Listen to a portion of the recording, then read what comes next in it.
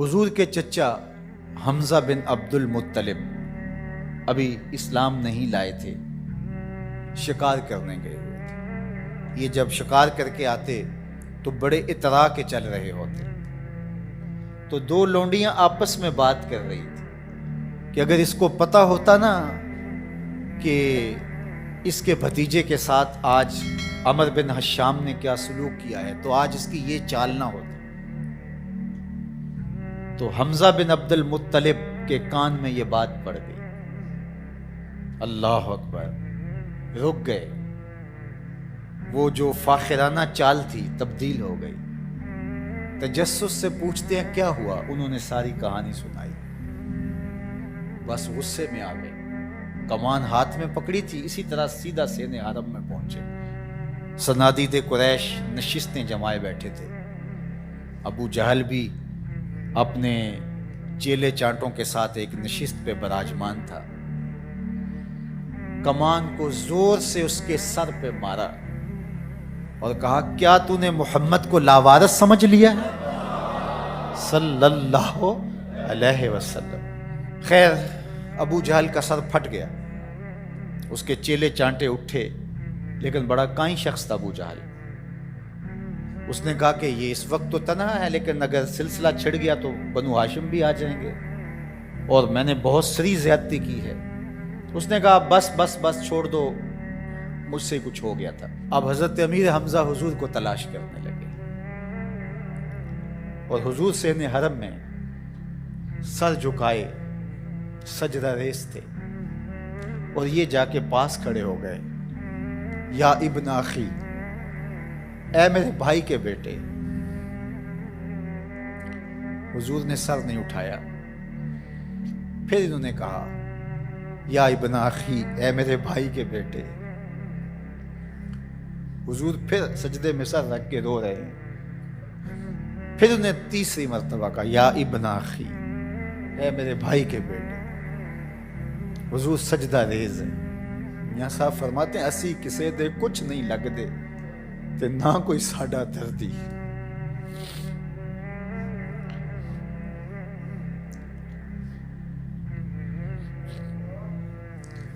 خیر حضور نے سر انور اٹھایا تو کہا بھتیجے تو خوش ہو جا، میں تیرا بدلہ لے آیا ہوں۔ حضور نے بڑی بے نیازی سے کہا کہ چچا مجھے کوئی خوشی نہیں ہوئی۔ کہا میں اتنے بڑے سورما کا سر پھاڑ آیا ہوں۔ کہا مجھے کوئی خوشی نہیں، بخت یاوری کر رہا تھا۔ دوسرا جملہ کہا تم کیسے خوش ہو گئے؟ کہا جس رب کو میں مانتا ہوں اس کو تم بھی مانو، یہ میری خوشی کا سامان ہے، اگر مجھے یہ دے سکتے ہو تو کہا پھر دیر نہ کیجئے، ابھی اپنی غلامی میں شامل کر لیجئے۔ آقا کریم علیہ السلام احد کے اندر جب حضور کے چچا شہید ہوئے، وہ دن بھی تاریخ اسلام کا دردناک دن ہے۔ آقا کے سر پہ پٹی بندھی ہوئی تھی، آنکھوں میں آنسو تھے، اور بار بار پوچھتے تھے ما فعل امی، میرے چچا کی بات سناؤ۔ حضور علیہ السلام سے حرم کی جانب جا رہے ہیں۔ کوہ صفا کے قریب عبداللہ ابن جدعان کا گھر ہے۔ قریب سے گزرے تو آگے سے ابو جہل آ رہا ہے۔ حضور علیہ السلام کو جب اس نے دیکھا تو بدتمیزی شروع کر، وہ الجھتا چلا جا رہا، حتیٰ کہ اس نے ایک نوکیلا پتھر پکڑ کے حضور کو زخمی کر، اور آقا کے نازک بدن سے خون بہنے لگا۔ حکم جہاد نہیں آیا، اللہ کی مشیت ہے۔ حضور علیہ السلام وہاں سے سین حرم میں پہنچے، آب زمزم سے اپنے زخم دھوئے، اور اللہ کے حضور سجدہ ریز ہو گئے۔ مالک تیرے رنگ، یاری تیری سونا پر ازمیشاں تیریاں اگ، سونا پرکھیا جامدہ ہے نال اگاں دے لگ۔ حضور کے چچا حمزہ بن عبد المطلب ابھی اسلام نہیں لائے تھے، شکار کرنے گئے۔ یہ جب شکار کر کے آتے تو بڑے اطراء کے چل رہے ہوتے، تو دو لونڈیاں آپس میں بات کر رہی تھی کہ اگر اس کو پتہ ہوتا نا کہ اس کے بھتیجے کے ساتھ آج عمر بن حشام نے کیا سلوک کیا ہے تو آج اس کی یہ چال نہ ہو۔ تو حمزہ بن عبد المطلب کے کان میں یہ بات پڑ گئی۔ اللہ اکبر، رک گئے۔ وہ جو فاخرانہ چال تھی تبدیل ہو گئی۔ تجسس سے پوچھتے ہیں کیا ہوا، انہوں نے ساری کہانی سنائی۔ بس غصے میں آ گئے، کمان ہاتھ میں پکڑی تھی، اسی طرح سیدھا سین حرم میں پہنچے۔ صنادید قریش نشستیں جمائے بیٹھے تھے۔ ابو جہل بھی اپنے چیلے چاٹوں کے ساتھ ایک نشست پہ براجمان تھا۔ کمان کو زور سے اس کے سر پہ مارا اور کہا کیا تو نے محمد کو لاوارث سمجھ لیا صلی اللہ علیہ وسلم۔ خیر ابو جہل کا سر پھٹ گیا، اس کے چیلے چانٹے اٹھے، لیکن بڑا کائیں شخص تھا ابو جہل۔ اس نے کہا کہ یہ اس وقت تو تنہا ہے، لیکن اگر سلسلہ چھڑ گیا تو بنو ہاشم بھی آ جائیں گے، اور میں نے بہت سری زیادتی کی ہے۔ اس نے کہا بس بس بس چھوڑ دو، مجھ سے کچھ ہو گیا تھا۔ اب حضرت امیر حمزہ حضور کو تلاش کرنے لگے، اور حضور سین حرم میں سر جھکائے سجدہ ریز تھے، اور یہ جا کے پاس کھڑے ہو گئے، یا ابن اخی، اے میرے بھائی کے بیٹے۔ حضور نے سر نہیں اٹھایا۔ پھر انہوں نے کہا یا ابن اخی، اے میرے بھائی کے بیٹے۔ حضور پھر سجدے میں سر رکھ کے رو رہے ہیں۔ پھر انہیں تیسری مرتبہ کہا یا ابن اخی، اے میرے بھائی کے بیٹے۔ حضور سجدہ ریز ہے۔ میاں صاحب فرماتے ہیں اسی کسے دے کچھ نہیں لگ دے تے نہ کوئی ساڈا دھرتی۔ خیر حضور نے سر انور اٹھایا تو کہا بھتیجے تو خوش ہو جا، میں تیرا بدلہ لے آیا۔ حضور نے بڑی بے نیازی سے کہا کہ چچا مجھے کوئی خوشی نہیں ہوئی۔ کہا میں اتنے بڑے سورما کا سر پھاڑا ہوں۔ کہا مجھے کوئی خوشی نہیں، وقت یاوری کر رہا تھا۔ دوسرا جملہ کہا تم کیسے خوش ہو گئے؟ کہا جس رب کو میں مانتا ہوں اس کو تم بھی مان، یہ میری خوشی کا سامان ہے، اگر مجھے یہ دے سکتے تو کہا پھر دیر نہ کیجئے، ابھی اپنی غلامی میں شامل کر لی۔ یہ ہوتی ہے اپنے مشن کے ساتھ وابستگی۔ ہم اپنے چھوٹے چھوٹے سطحی مفادات کی وجہ سے کتنے بڑے دینی نقصان کر دیتے ہیں، اور ہم جان رہے ہوتے ہیں کہ میری اس ذات سے یہ نقصان ہو رہا ہے، لیکن ہمارا نفس اتنا بڑا ہوتا ہے۔ لیکن یہاں مشن کے ساتھ وابستگی دیکھیے۔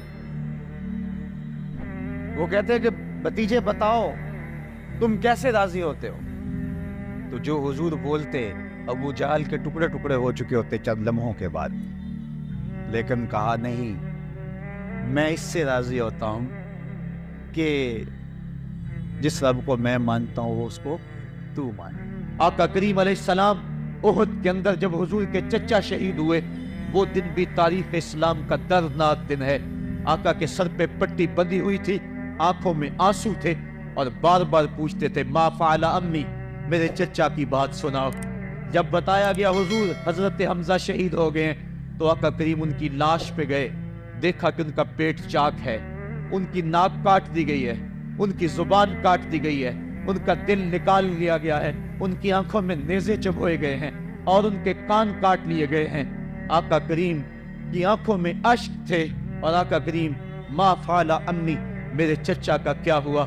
آقا کریم اپنی زبان پہ یہ لفظ لا رہے تھے، اور پھر جب حضرت صفیہ آئیں اور ان کے پاس 2 کفن کے ٹکڑے تھے، 2 کفن کے کپڑے تھے، جب حضرت امیر حمزہ کو کفن دیا جانے لگا، کہا 7 انصاری کی لاش پڑی ہوئی ہے، کہا انہیں بھی کفن دو، میرا حمزہ 2 کپڑوں میں اور اسے 1 کپڑا بھی نصیب نہ ہو۔ محمد عدل کرنے آیا ہے، انصاف کرنے آیا ہے۔ اب جب کپڑے پھیلائے گئے تو 1 کپڑا لمبا تھا، 1 کپڑا چھوٹا تھا۔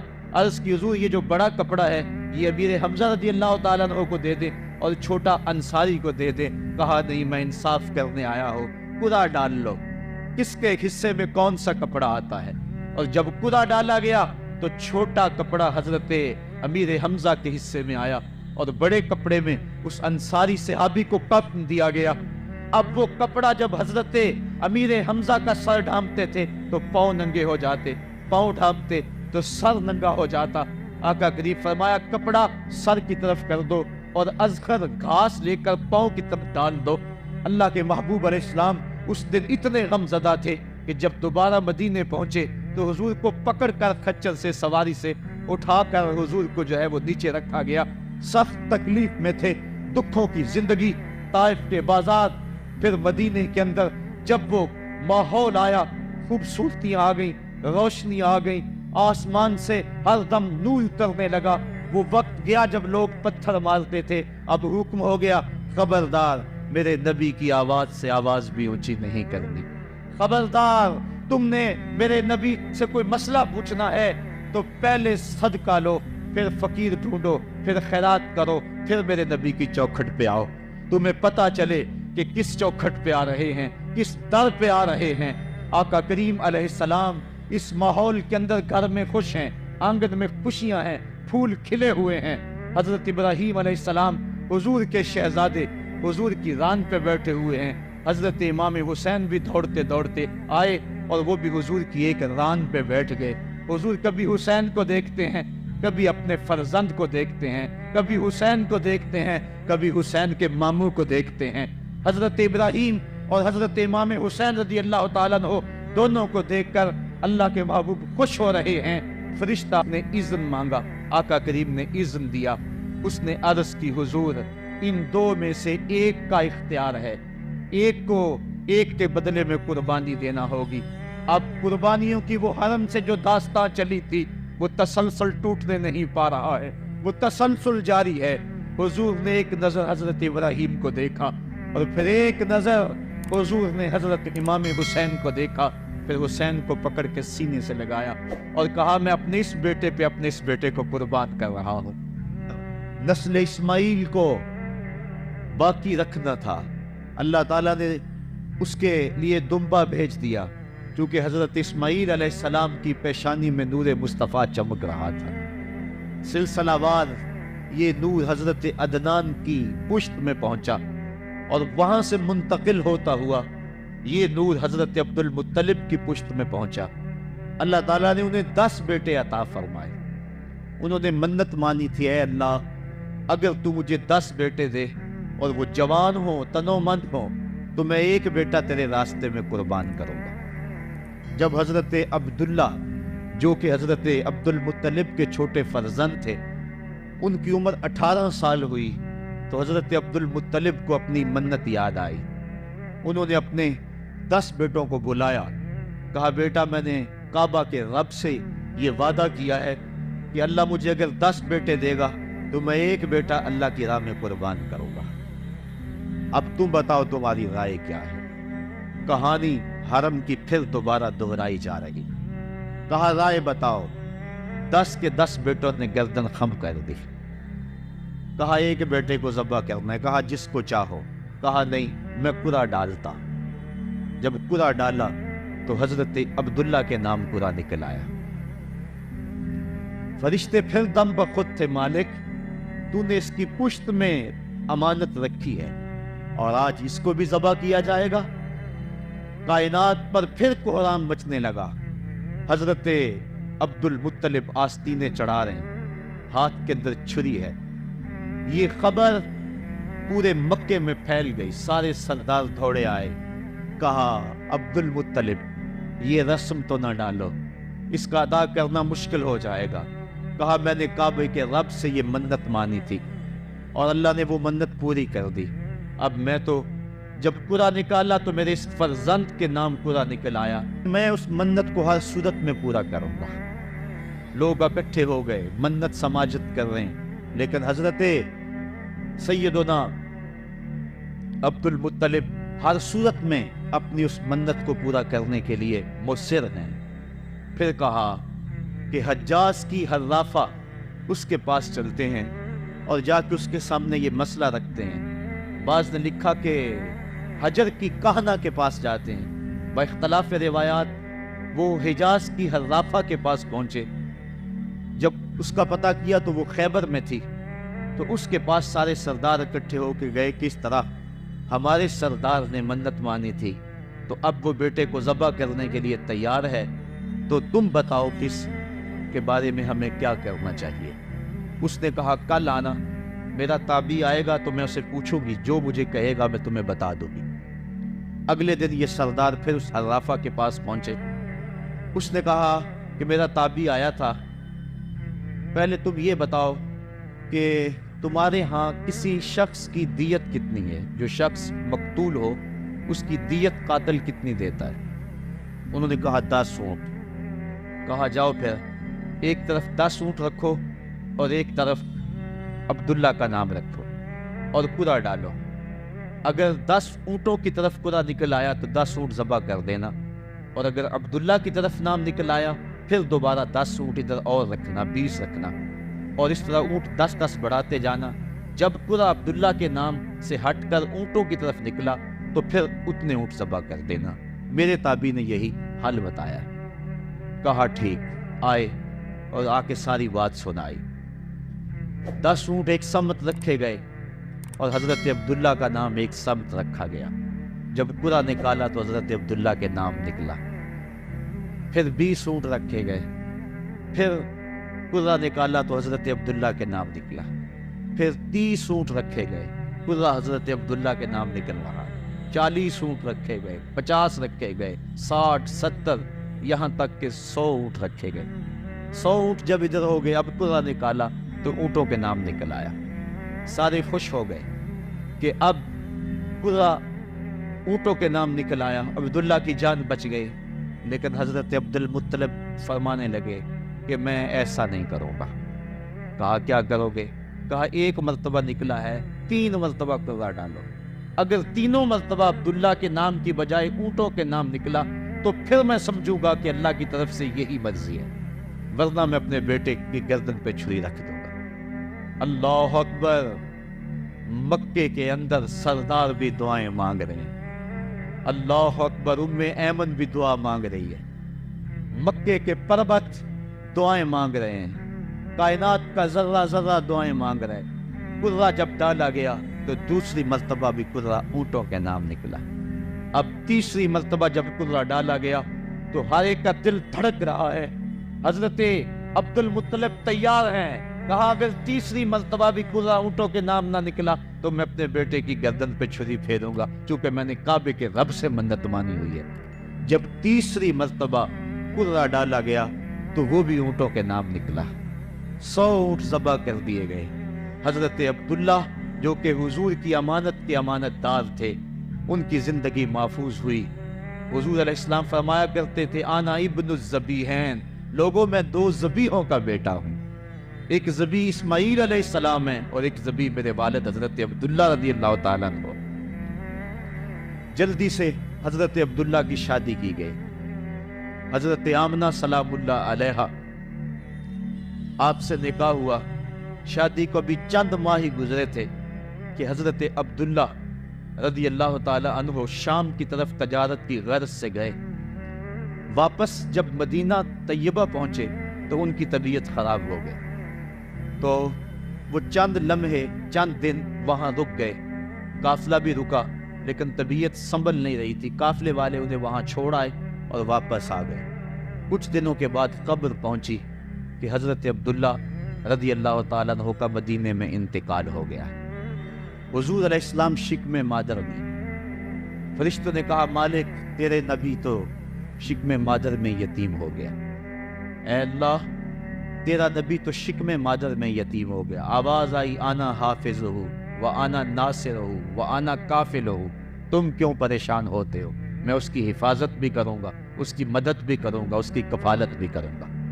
حضرت عمر رضی اللہ تعالی عنہ کا زمانہ ہے، جب یروشلم فتح ہوا، حضرت ابو عبیدہ بن جراح رضی اللہ تعالی عنہ حضرت عمر کو دعوت دیتے ہیں کہ آپ مدینے سے چلیں اور یروشلم میں پہنچیں۔ حضرت عمر مدینے سے چلتے ہیں، کتنا بڑا قافلہ لے کر کے، کتنا پروٹوکول ہے۔